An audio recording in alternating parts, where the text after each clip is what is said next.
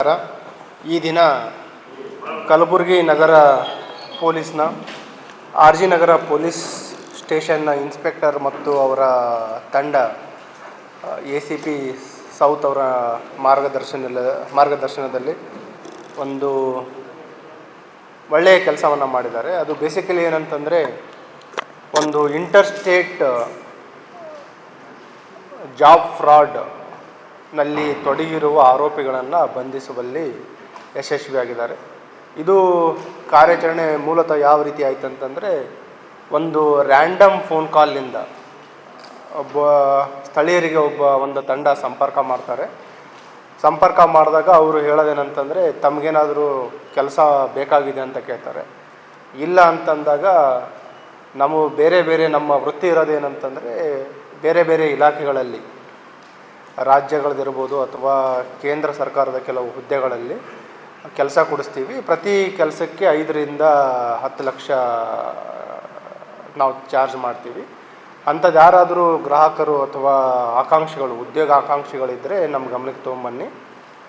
ಒಂದು ವೇಳೆ ನೀವೇನಾದರೂ ಅಂಥವರನ್ನು ಐಡೆಂಟಿಫೈ ಮಾಡಿದ್ರೆ ನಿಮಗೂ ಕೂಡ ಕಮಿಷನ್ ಕೊಡ್ತೀವಂತ ಇವರಿಗೆ ಆಶೆಯನ್ನು ತೋರಿಸ್ತಾರೆ.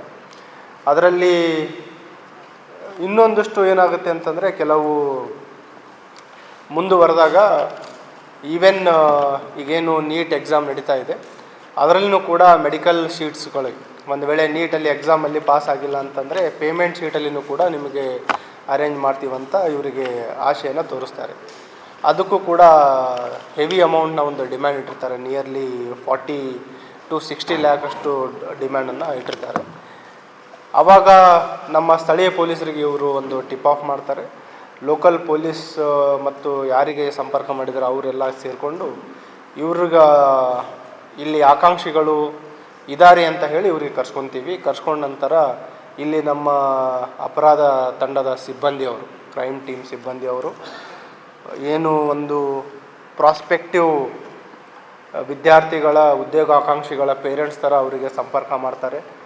ಆವಾಗ ಅವರು ಪ್ರಾಮಿಸ್ ಮಾಡೋದೇನಂತಂದರೆ, ಏನು ಪೋಸ್ಟ್ ಆಫೀಸಲ್ಲಿದೆ ಗ್ರಾಮೀಣ್ ಡಾಕ್ ಸೇವಕ್ ಅಂತ, ಅದರಲ್ಲಿ ಅಸಿಸ್ಟೆಂಟ್ ಪೋಸ್ಟ್ ಮಾಸ್ಟರ್ ಇರ್ಬೋದು ಅಥವಾ ಬ್ರ್ಯಾಂಚ್ ಪೋಸ್ಟ್ ಮಾಸ್ಟರ್ ಇರ್ಬೋದು, ಈ ರೀತಿ ಬೇರೆ ಬೇರೆಯ ಒಂದು ಉದ್ಯೋಗಗಳ ಬಗ್ಗೆ ಅವರಿಗೆ ಆಶ್ವಾಸನೆ ಕೊಡ್ತಾರೆ.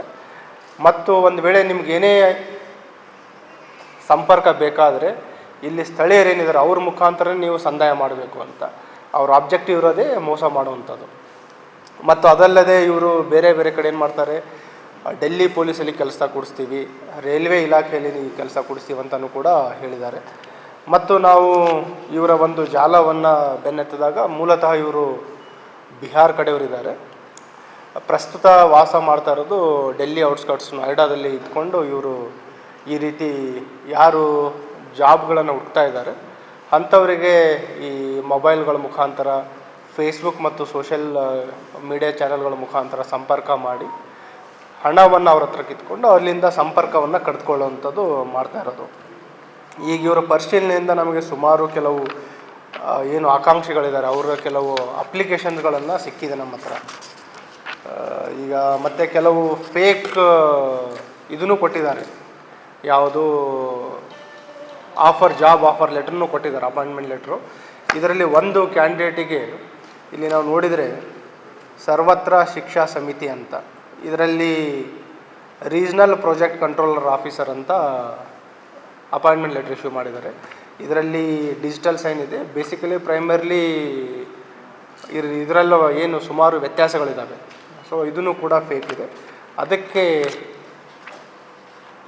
ಇನ್ ಟೈಮ್ ನಮ್ಮ ಅಧಿಕಾರಿಗಳು ಆಪರೇಷನ್ ಮಾಡಿದ್ದಾರೆ. ಮತ್ತು ಏನು ಇವರು ಅಂತಾರಾಜ್ಯದಿಂದ ಬಂದು ಡೆಲ್ಲಿಯಿಂದ ಕುಳಿತುಕೊಂಡು ಅವ್ರ ತಂಡದ ಮುಖಾಂತರ ಇಲ್ಲೇನು ಕಲಬುರಗಿ ಮತ್ತು ಸುತ್ತಮುತ್ತಲಿನ ಏನು ಯುವಕರಿದ್ದಾರೆ ಅವರಿಗೆ ಏನು ಮೋಸ ಮಾಡಬೇಕಂತ ಮಾಡಿದರು, ಅದಕ್ಕೆ ಒಂದು ಬ್ರೇಕ್ ಹಾಕಿದರೆ ಅದಕ್ಕೆ ನನ್ನ ತಂಡದವರಿಗೆ ಅಭಿನಂದಿಸ್ತಾ ಇದ್ದೀನಿ.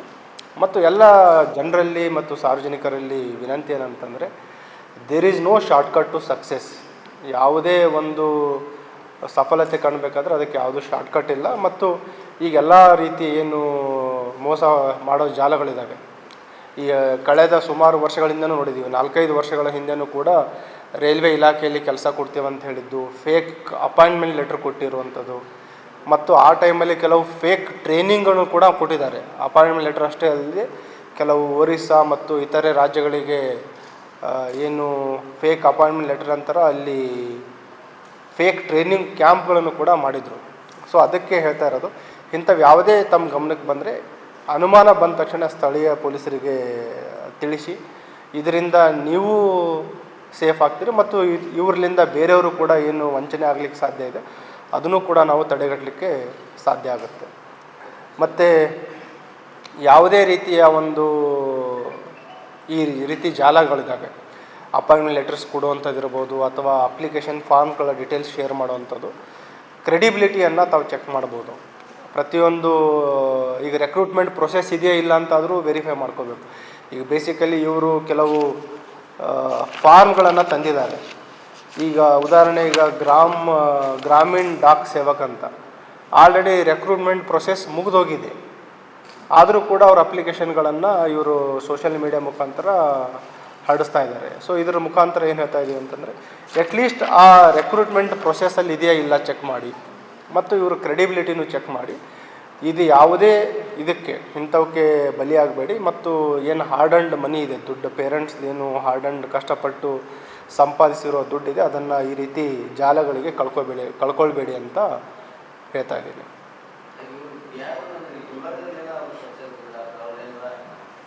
ಅದನ್ನೇ ಇಲ್ಲಿ ಗುಲ್ಬರ್ಗದಲ್ಲಿ ಒಬ್ಬರು ಸಾರ್ವಜನಿಕರಿಗೆ ಒಂದು ದೂರವಾಣಿ ಮುಖಾಂತರ ರಾಂಗ್ ಡೈಲಿಂದ ಇದು ಸ್ಟಾರ್ಟ್ ಆಗುತ್ತೆ.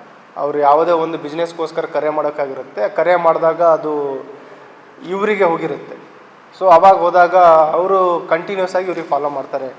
ನಾವು ಬೇಸಿಕಲಿ ಈ ರೀತಿ ಏನು ಜಾಬ್ ಕೊಡಿಸೋದಿದೆ ಅಂಥ ಕೆಲಸ ಮಾಡ್ತೀವಿ, ನಿಮಗೇನಾದರೂ ಬೇಕಾದರೆ ಹೇಳಿ ಅಂತ ಹೇಳ್ತಾರೆ. ಇಲ್ಲ ಅಂತಂದಾಗ ಅಲ್ಲಿ ಯಾರಾದರೂ ಪ್ರಾಸ್ಪೆಕ್ಟಿವ್ ಕ್ಯಾಂಡಿಡೇಟ್ಸ್ ಇದ್ದಾರೆ, ಉದ್ಯೋಗಾಕಾಂಕ್ಷಿಗಳಿದ್ದಾರೆ ಹುಡುಕಿ, ಪ್ರತಿಯೊಬ್ಬರಿಗೆ ನಾವು ಅಪ್ ಟು 5 lakh ಚಾರ್ಜ್ ಮಾಡ್ತೀವಿ. ಒಂದು ವೇಳೆ ನೀವು ಹುಡುಕಿ ತಂದರೆ ಅವರಿಗೆ 1 lakhವರೆಗೂ ನಿಮಗೆ ಕಮಿಷನ್ ಕೂಡ ಕೊಡ್ತೀವಂತ ಇವರಿಗೆ ಆಮಿಷನ್ ಕೂಡ ಅವರು ಒಡ್ಡಿರ್ತಾರೆ. ಅದರಲ್ಲಿ ಅಲ್ಲ, ಏನಾಗಿದೆ, ಅವರು ಅಪ್ರೋಚ್ ಆಗಿದ ತಕ್ಷಣ ಸ್ಥಳೀಯ ಪೊಲೀಸರಿಗೆ ಇವರು ಟಿಪ್ ಆಫ್ ಕೊಡ್ತಾರೆ.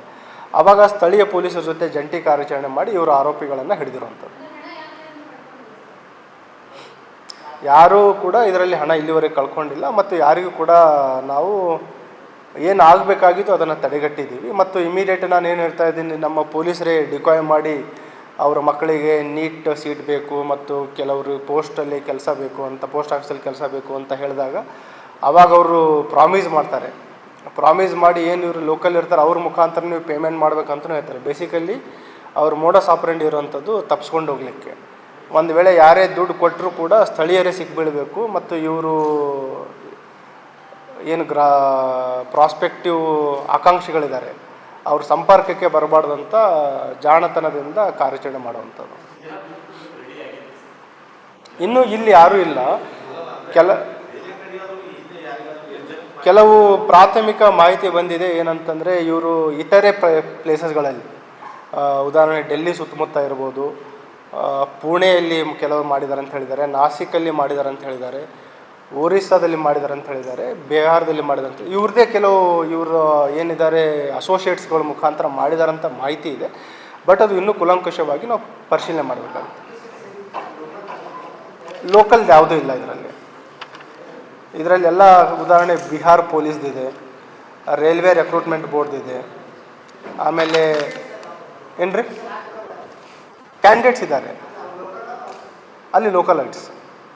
ಆಮೇಲೆ ಇದ್ರದ್ದಿದೆ, ನಮ್ಮ ಡೆಲ್ಲಿದಿದೆ, ಎಜುಕೇಷನ್ ಡಿಪಾರ್ಟ್ಮೆಂಟ್ದಿದೆ, ಜಾರ್ಖಂಡ್ ಪಬ್ಲಿಕ್ ಸರ್ವಿಸ್ ಕಮಿಷನ್ದಿದೆ.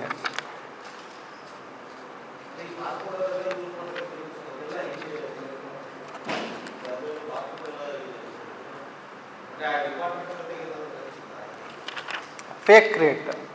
ಆಮೇಲೆ ಅದು ಏನು ಬಾರ್ಕೋಡ್ ಇದೆ, ಇದು ಇವ್ರದ್ದೇ, ಇದೇನು ಫಾರ್ಮ್ ಇದೆ ಅದೇನೇ ಓಪನ್ ಆಗುತ್ತೆ. ಸೊ ಟೆಕ್ನಿಕಲಿ ಕೆಲವು ಸ್ಟ್ರಾಂಗ್ ಇರೋಂಥ ನುರಿತ ಇರೋಂಥವ್ರು ಕೂಡ ಇದರಲ್ಲಿದ್ದಾರೆ. ಈಗ 2 ಜನ ಆರೋಪಿಗಳ ಬಂಧನ ಆಗಿದೆ, ಬಂಧಿತರಾದವ್ರು ಇವರಿದ್ದಾರೆ.